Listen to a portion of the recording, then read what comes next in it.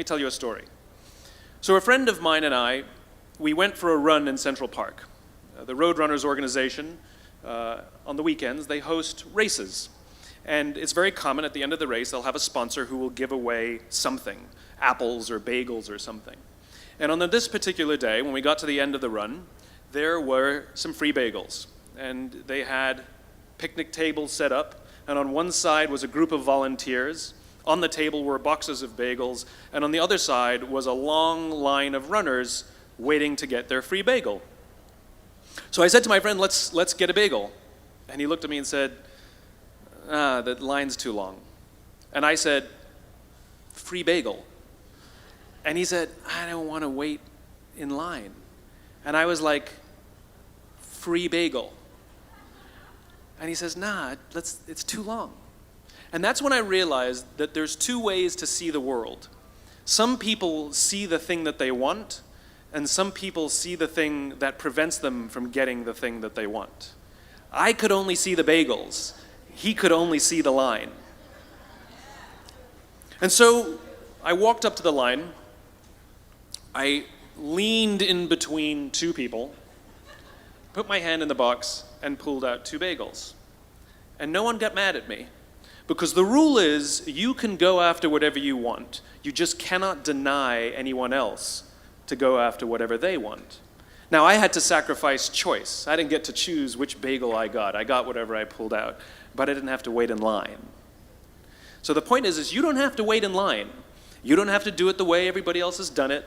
You can do it your way. You can break the rules. You just can't get in the way of somebody else getting what they want. That's rule number one.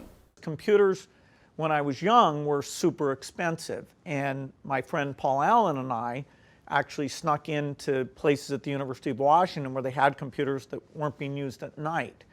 And so we were fascinated by what the computer could do, but very few people were getting exposure. We had to go out of our way, and we were lucky that we did it all.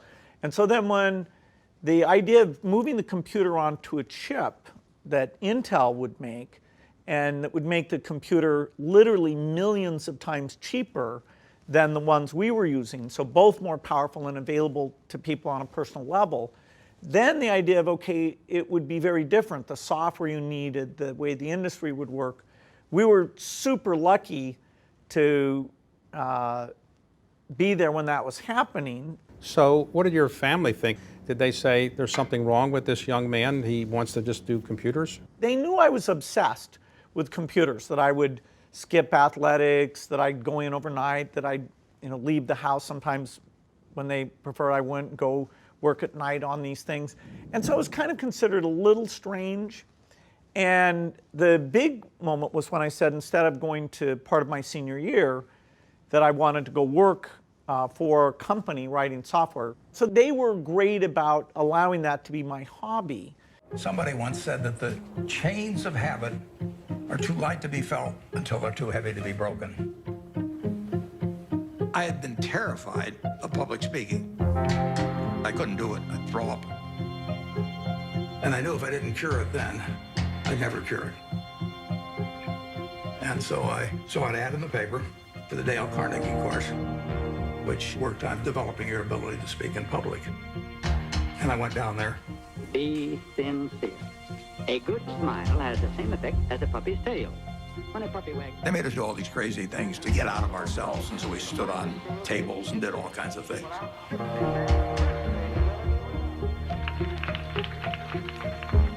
If I hadn't have done that, my whole life would have been different. So in my office, you will not see the degree I got from the University of Nebraska. You'll not see the master's degree I got from Columbia University, but you'll see the little award certificate I got from the Dale Carnegie course. I've always wanted a six-pack, and I don't have it. And I don't know, and I've never had it. And when I finally stopped complaining about it, when I got honest about what it was going to require. Oh, I'm dead serious.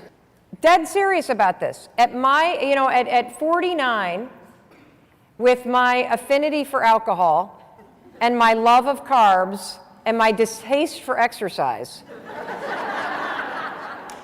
I have a small problem on my hands if I want a six-pack. So if you were to go forward, right, and think, okay, well, if a year from now I had a six-pack, what would my day-to-day life look like? Woo. And you can get very clear that you're not committed to that. And then you can stop beating yourself up for the shit you never intend on doing, right?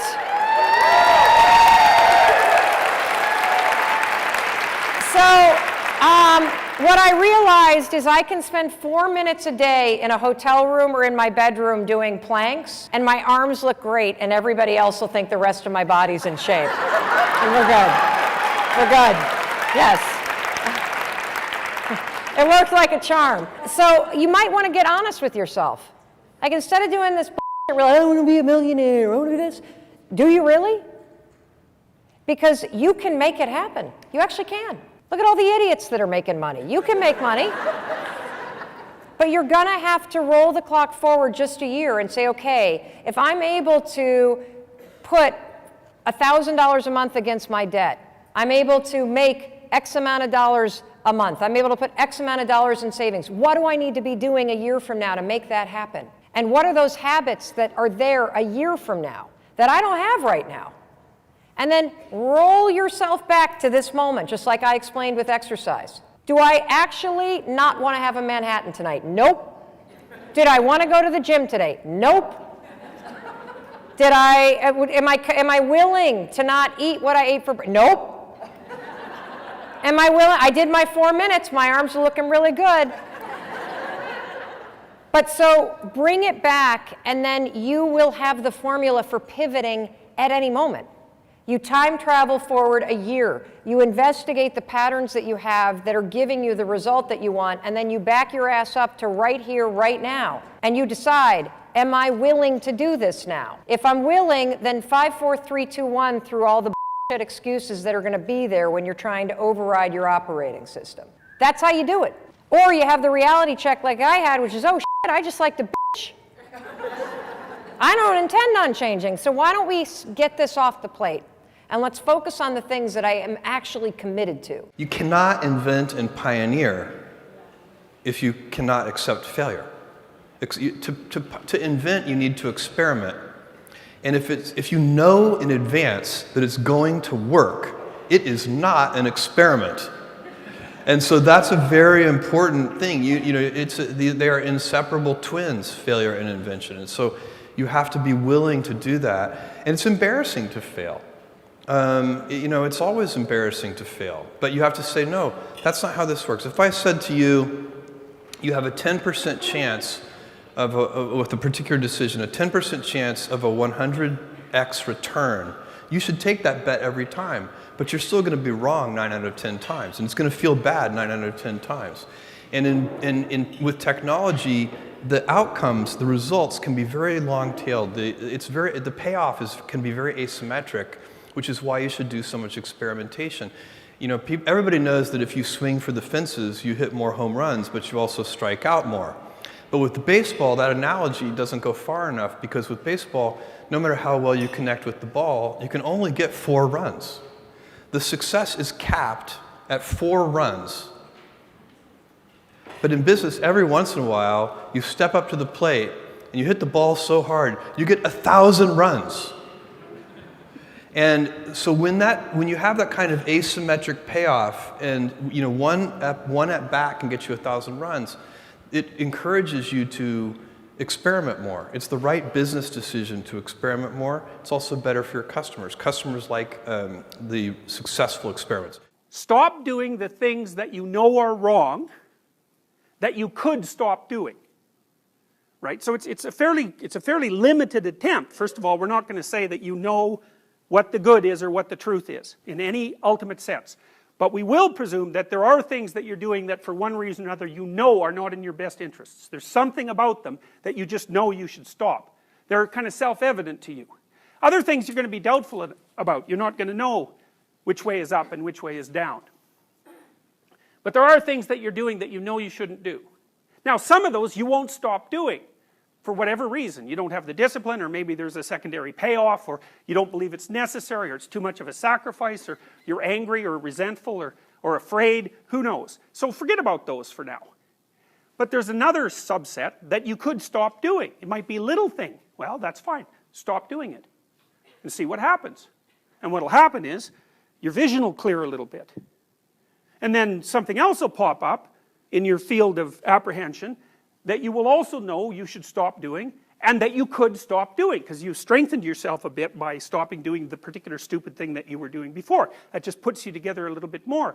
And you could do that repeatedly for an indefinite period of time. And you know, that doesn't necessarily mean that you're going to ever be able to formulate a clear and final picture of what constitutes the truth and the good. But it does mean that you'll be able to continually move away from what's untruth and what's bad. And, you know, that's not a bad start. Fulfillment is an art. What's going to fulfill you is different than the other person next to you. You're not going to learn that from anybody else. And you got to find it, because success without fulfillment is the ultimate failure. And I get those phone calls all the time for the multi-billionaire entrepreneur or politician or business person or a person just won their Academy Award and they're depressed and they can't tell anybody because they got all their goals, but they're not fulfilled because they really don't have that sense of meaning in their life. They went for something and they got it, they achieved. And if you doubt this, what I'm saying is relevant to you or us or anyone, just think about a month ago, we lost what I consider to be a national treasure, Robin Williams. How many of you loved Robin Williams? Look around the room, keep your hands up, look. And most of you didn't know him. Almost every, and where you go in the world, people love Robin Williams. By the way, was he great at achievement? Oh my God, that guy, he said he wanted to become a great comedian, he did that. I want to make the world laugh, he did. I want to make my own TV show, he did. I want to have the #1 TV show, he did it. I want to make movies, he did it. I want an Academy Award for not being funny. Not his skill set, drama, and he did it. I want a beautiful family, and he did it. And then he hung himself. Make everybody happy but yourself. Not a good plan. So if I had a gift to give you, it would be maybe make a different decision. And the decision is that no matter what happens in your life, you're going to live in a beautiful state. A beautiful state. And that could be happy, that could be grateful, that could be being generous. Those are all beautiful states, aren't they? It could be curious. It could be fun. It could be playful. You're not limited to one state, but it's different than suffering. And most people's suffering, and all suffering I've ever seen, I've traveled to 100 countries. I've dealt with presidents of countries and, presidents of businesses, CEOs. I've dealt with people in prison. I've dealt with, you name it, average people. Suffering always comes because you're obsessed about something related to you. You can only be depressed if you're focusing on yourself. You say, no, I'm depressed because it's my kids and they're not doing well. No, you're depressed because you feel you failed your kids. It's about you. It's about how you think what you should have done or shouldn't have done, or what someone did to you or didn't do to you in the past or the future, which don't even exist. So I have a simple goal. My goal is help people make a decision that says, I don't know what's going to happen. You might get a divorce, even though you don't think so. You might find a member of your family with cancer. You might have your house get burned down or have a tornado go by, and if you live in the same place, it happens every 2 years and you move back, we should talk, but some people seem to do that for some reason. You can't control those things. I can't control those things. I don't want those to happen to you or anybody I love or anybody who's even a stranger to me, but they're going to happen. True? Not positive thinking bullshit, just the truth. So if that's going to happen, I say make a decision now that says, I'm going to live in a beautiful state and I'm going to find beauty in whatever life brings me. Because life is too short not to. I never thought we could survive for 18 years. And then we made it. The only thing that today we should do is share the experience and know-how, especially share the mistakes, suffers with others. My thinking is that, you guys remember, if you want to be successful, learn from the other people's mistakes. Don't learn from the successful stories. Successful stories they make, don't listen to that. There are a lot of reasons behind it. Just like, I remember the first time Harvard Business School came to us, say, Jack, we want to write a case study for you. That's years 2001 or 2000. They came, they spent 1 week and they write a report and I read, no, I said, this is not me. And they said, this is you. I said, no, this is not us. He said, this is you. So they make up his sign And the case study go up, and they start to teach in a lot of universities. The next 5 years, they invited me to go to the case study, and they always find a competitor of my company. And after every case study, Alibaba will die, that company will succeed. All the students agree. And actually, every 5 years, all the competitors die, we still survive. So how can you study this kind of a successful story? Learn from the mistakes, the other people. No matter how smart you are, you will encounter these mistakes. You learn from mistakes not because you will be able to avoid mistakes. You will able to, when these mistakes come, this suffer comes, you know how to deal with it, how to face it. The book I want to write, if I can, is Alibaba 1001 Mistakes. This is the most treasurable things. You are unusually fearless and willing to go in the face of other people telling you something is crazy. And I know a lot of pretty crazy people, you still stand out. Where does that come from, or how do you think about making a decision when everyone tells you this is a crazy idea? Or where do you get the internal strength to do that? Well, first of all, I'd say I actually think I feel fear quite strongly. So it's not as though I just have the absence of fear. I feel it quite strongly. But there are just times when something is important enough, you believe in it enough, that you do it in spite of the fear. So speaking of important things, like people shouldn't think people shouldn't think, well, I feel fear about this and therefore I shouldn't do it. It's normal to feel fear. Like there have to be something mentally wrong if you didn't feel fear. So you just feel it and let the importance of it drive you to do it anyway. Yeah, actually, something that can be helpful is fatalism, to some degree. If you just accept the probabilities, then that diminishes fear. When starting SpaceX, I thought the odds of success were less than 10%, and I just accepted that actually probably I would just lose everything. But that maybe would make some progress if we could just move the ball forward. Even if we died, maybe some other company could pick up the baton and keep moving it forward, so that would still do some good. Yeah, same with Tesla. I thought the odds of a car company succeeding were extremely low. The number one lesson I could offer you where your work is concerned is this: become so skilled, so vigilant, so flat out fantastic at what you do that your talent cannot be dismissed. And finally, this will save you. Stop comparing yourself to other people.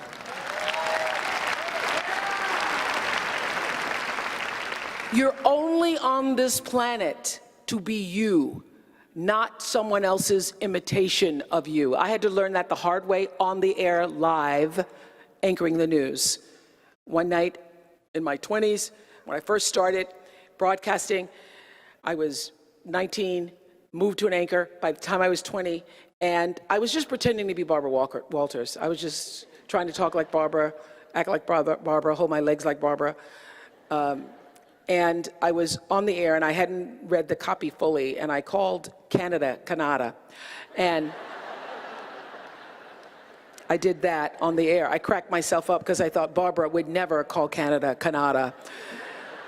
And that little breakthrough, that little crack, that little moment that I stopped pretending allowed the real me to come through. Your life journey is about learning to become more of who you are and fulfilling the highest, truest expression of yourself as a human being. That's why you're here.